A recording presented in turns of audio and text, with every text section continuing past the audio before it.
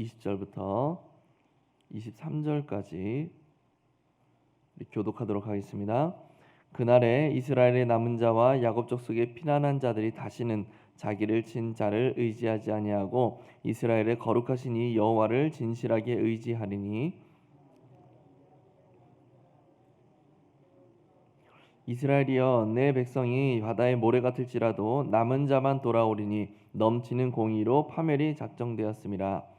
이미 작정된 파멸을 주 만군의 여호와께서 온 세계 중에 끝까지 행하시리라. 아멘. 하나님은 오늘 본문에서 남은 자에 대해서 말씀을 하십니다. 아수르에 대한 심판을 이루신 후에 하나님만을 굳게 의지하며 믿음을 지켜낸 그 남은 자들이 하나님께로 돌아오게 될 것이다 라고 그렇게 말씀하고 계세요.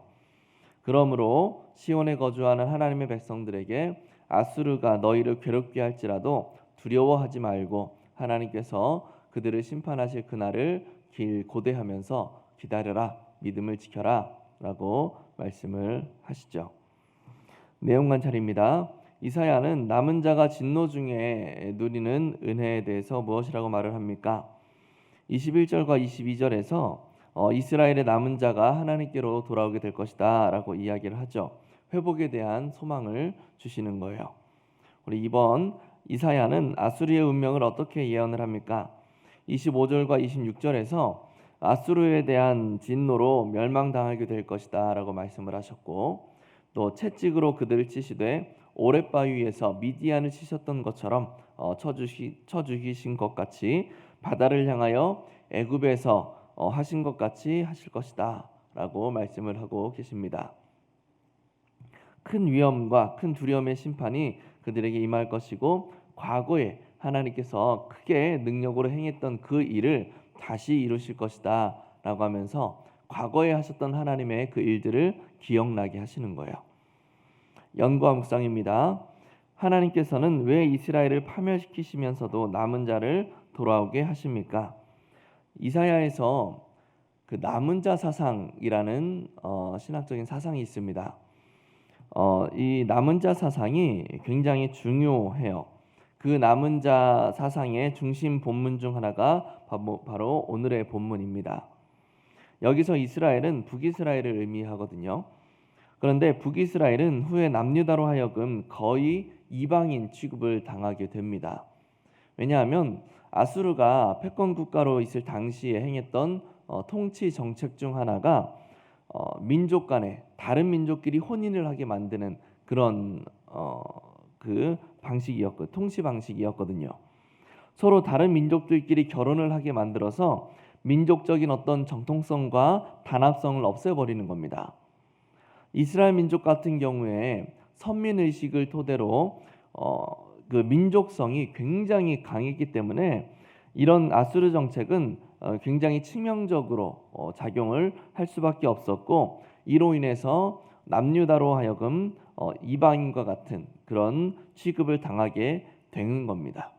아브라함의 씨, 아브라함의 혈통이라는 것이 깨져버렸다. 너네는 안 된다. 너네는 아브라함의 혈통이 더 이상 아니다 라고 하면서 배척을 당하게 되는 거죠.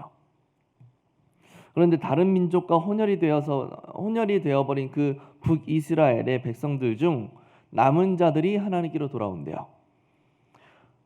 혼혈이 되지 않은 백성들이 있다는 말이 아니라 혼혈이 됐음에도 불구하고 하나님의 남은 자가 있다라는 겁니다.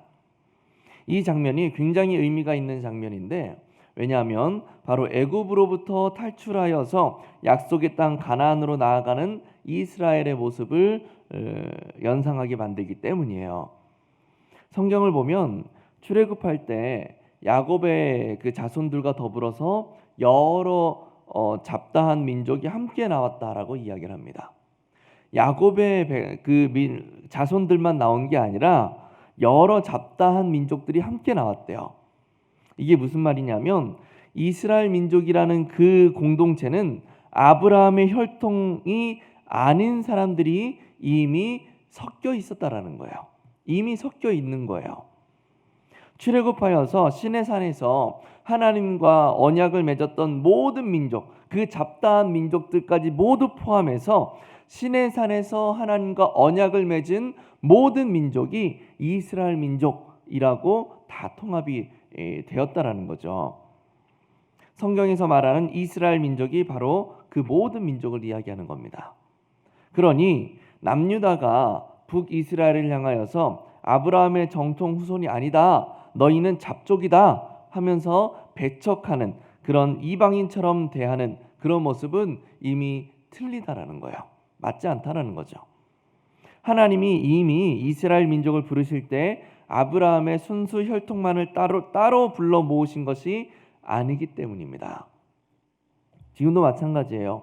아수르의 정책으로 인해서 또다시 그 혈통이 또다시 뒤섞이게 되었지만 그건 중요하지 않다는 겁니다. 무엇이 중요한 겁니까? 하나님이 부르실 때에 하나님의 그 부르심 앞에 순종함으로 나아오는 사람, 그리고 오직 하나님께 남은 자, 그 남은 자만 하나님께로 돌아오게 된다라는 거예요. 남은 자란 아수르의 핍박과 여러 우상들과 아수르적인 문화와 가치관들 속에서 오직 여호와만 의지하고 여호와를 끝까지 붙들고 있었던 사람, 그 사람만 다시 하나님께로 돌아오게 된다라는 거죠. 22절에서 말씀합니다. 이스라엘의 백성이 바다의 모래와 같을지라도 오직 남은 자만 돌아오게 될 것이다. 오직 남은 자만, 오직 여호와만 의지하고 여호와만을 붙들고 끝까지 믿음으로 신앙으로 견디고 참아내고 인내하여서 마침내 그 믿음을 지켜낸 자만이 여호와께로 돌아오게 될 것이다. 아브라함의 혈통만을 고집스럽게 외치면서 나는 아브라함의 혈통을 지니고 있으니 하나님의 백성이라고 심각한 착각에 빠졌던 그 바리새인과 사두개인들을 향하여서 하나님은 능히 길가의 돌들로도 아브라함의 자손이 되게 할 것이다, 일침을 가했던 세례 요한의 말처럼 마음을 살피시는 하나님께서는 외형적인 혈통이나 조건들이 아니라 오직 하나님을 향한 신실한 사랑과 믿음을 소유하고 있는가를 보신다라는 겁니다. 그리고 그런 자들을 하나님은 큰 두려움의 심판 속에서 반드시 회복시켜 주실 것이라고 말씀을 하시는 거예요. 그러니 너희가 끝까지 믿음을 지켜라, 포기하지 말아라 라고 말씀을 하시는 거죠. 느낀 점입니다. 남은 자를 돌아오게 하고 결국 아수르를 멸하시는 하나님의 그 신실한 약속을 보며 무엇을 느끼십니까? 이 말씀은 당시에 앞에서 이야기했던 것처럼 앞으로 큰 환난과 고통을 겪게 될 그 북이스라엘 백성들, 좀 더 정확하게는 그 안에서 끝까지 믿음을 지키고자 하는 그 사람들에게 참된 위로와 소망을 주는 약속의 말씀이 되었을 겁니다. 너의 믿음이 결코 헛되지 않다. 너의 인내와 믿음의 선한 싸움을 향한 모든 너희의 그 수고가 결코 헛되지 않을 것이다 라고 하는 하나님의 약속의 말씀, 그 말씀은 그들이 끝까지 믿음을 지켜낼 수 있게 해주는 위로의 말씀이고 또 소망의 말씀이 되었을 거예요. 적용입니다. 내가 고난 중에도 남은 자처럼 하나님만 의지했던 적은 언제입니까? 고난 속에서 하나님을 향한 소망으로 하나님이 주신 그 약속의 말씀을 붙들고 인내하였던 기억이 있으십니까?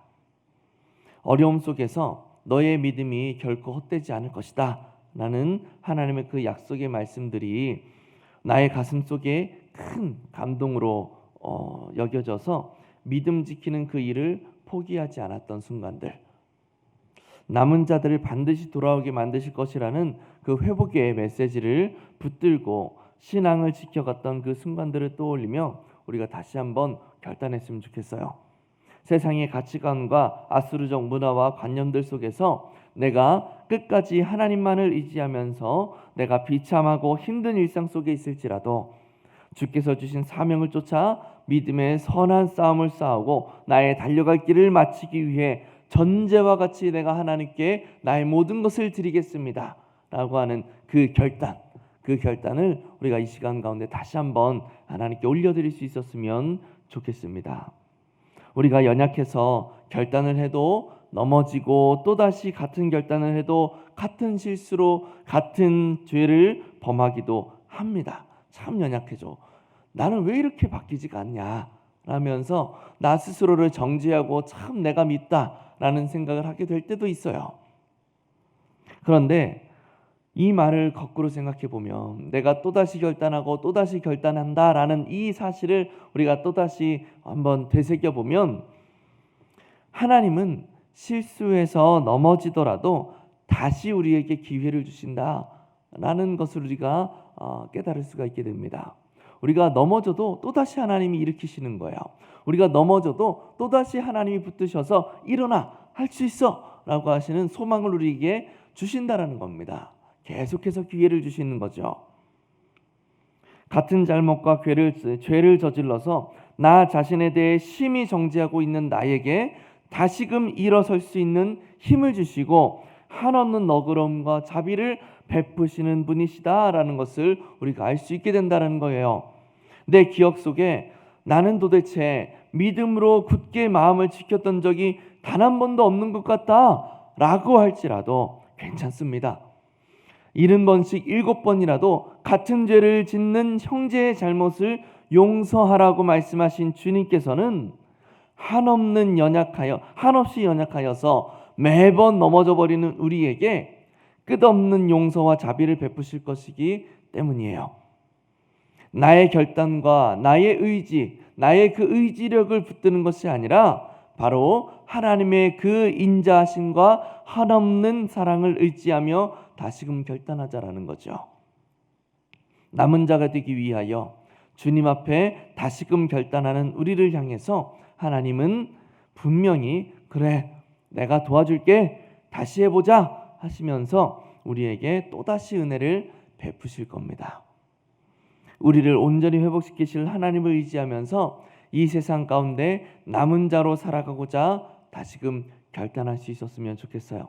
다시 일어서자, 다시 일어나자, 하나님께 다시 결단하고 한번 남은 자로 내가 살아가 보자 라고 하는 그 결단, 그 기회를 주님이 다시 주실 것입니다. 그 결단함으로 하나님 앞에서 참된 하나님의 백성으로 살아갈 수 있기를 예수님의 이름으로 간절히 바라고, 그 결단으로 말미암아 남은 자로 살아가겠다라고 하는 그 결단으로 말미암아 하나님께서 마침내 온전하게 회복시키실 그날을 소망하면서 우리가 주님의 백성으로 잘 살아갈 수 있게 되기를 예수님의 이름으로 간절히 축복합니다. 기도하겠습니다. 우리 말씀을 기억하면서 먼저 기도할 때 하나님의 자비하심을 의지하면서 아수르적 문화와 세상적 가치관을 이겨내고 주님 향한 믿음만 지켜내게 하여 주시옵소서 먼저 기도하시고, 진노 중에도 하나님의 신실하심을 기억하며 끝까지 하나님만 의지하는 남은 자 되게 하여 주시옵소서 기도하시고, 또 천하보다 귀한 영혼들이 속히 하나님께 돌아오게 하시며 이를 위해 길동교회를 귀하게 사용하여 주시옵소서 기도하시고 개인 기도하시고 자유롭게 돌아가시도록 하겠습니다.